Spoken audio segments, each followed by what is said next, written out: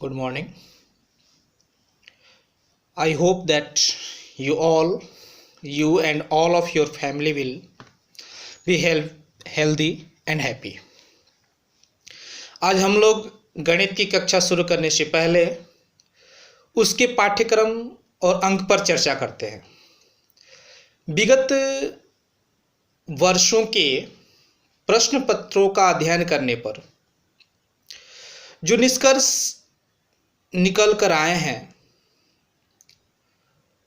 उस पर हम लोग चर्चा करते हैं और एक अगले वीडियो में एक सारणी द्वारा भी उसको समझाएंगे। पहले हम उस पर चर्चा करते हैं। हम अगर देखें तो आपकी जो मैथ की पुस्तक है उसमें कुल 15 पाठ हैं। उन कुल पाठों को हम जो है 8 उप विषय में बांट सकते हैं। एक उप विषय में अगर संख्या पद्धति लेते हैं तो उसके अंतर्गत आपका पाठ आएगा वास्तविक संख्या। दूसरा उप विषय बीजगणित लेते हैं तो उसके अंतर्गत 4 पाठ आएंगे।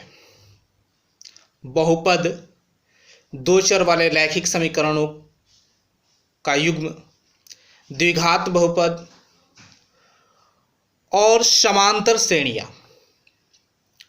अगला उप विषय अगर हम त्रिकोणमिति लेते हैं तो इसके अंतर्गत 2 पाठ आएंगे, त्रिकोणमिति का परिचय और त्रिकोणमिति के कुछ अनुप्रयोग।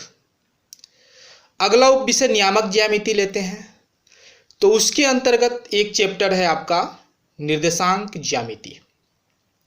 आगे अगर हम ज्यामिति उप विषय लेते हैं तो उसके अंतर्गत 3 आपके पाठ आएंगे, त्रिभुज, वृत्त और रचनाएं।